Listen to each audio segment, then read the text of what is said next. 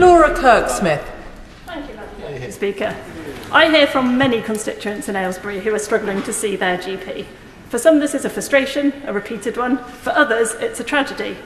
I sat with a constituent who shared a heartbreaking story about a missed cancer diagnosis because it was impossible to get an appointment.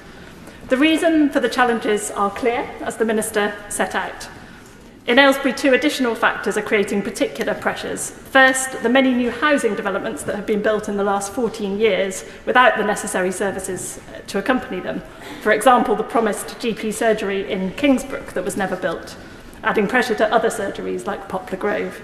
And second, the high levels of deprivation in parts of Aylesbury. The well-documented link between poverty and ill health leads to patients having increased and complex physical and mental health needs that GP surgeries aren't funded or equipped to meet. Let's be clear about the cause of these challenges. It's not the fault of patients who, like all of us, are just trying to stay in good health. And it's not the fault of GPs who often work incredibly long hours in a system that lets them down and wears them down. The problem is the broken system that this Labour government has inherited after 14 years of Conservative government. The early steps, I'll turn to the solutions, the early steps that we've taken are a clear signal of our intent, ending the junior doctor strikes, the red tape challenge that the Secretary of State launched with NHS England, and the measures that we took within weeks of being elected, finding 82 million of additional funding to enable the recruitment of 1,000 more GPs immediately.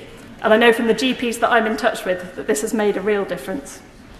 But the work still to do is great. And I want to highlight three necessary areas of focus. First, expanding the range of care available in the community. GP surgeries waste time referring patients to hospital-led community services when they know they could treat them directly, but they don't have the funding or the permission to do so. Meanwhile, patients tell me they've had to go to A&E for minor issues because there's no support closer to home. Our ambition is absolutely right, an expanded range of support and services through neighbourhood health centres, and we're getting straight to work on this. Second, technology. Time and again I hear of GPs spending hours trying to do referrals to and from the hospital, battling IT systems that aren't intuitive and don't speak to each other, and meanwhile patients tell me that they can't fathom why there's not a better system for booking appointments.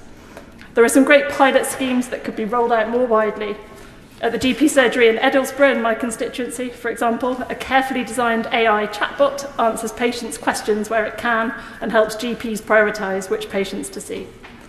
Third, and finally, we need a very firm emphasis on public health, on prevention, driving up public awareness of health risks. For example, the stand that I saw on a visit to the main mosque in Aylesbury recently with information about diabetes. This is exactly the right way to get the right information in front of people.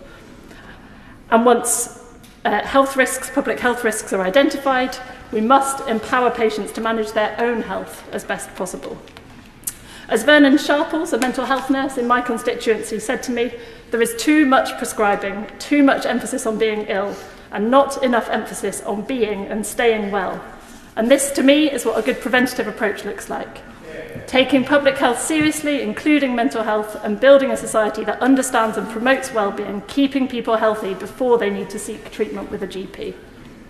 Achieving this vision will take a long time, and change cannot come soon enough for people in my constituency who so desperately need to see their GP today or tomorrow. But we have started as we mean to go on, and we will not stop until we've achieved the change that we so desperately need. Thank you.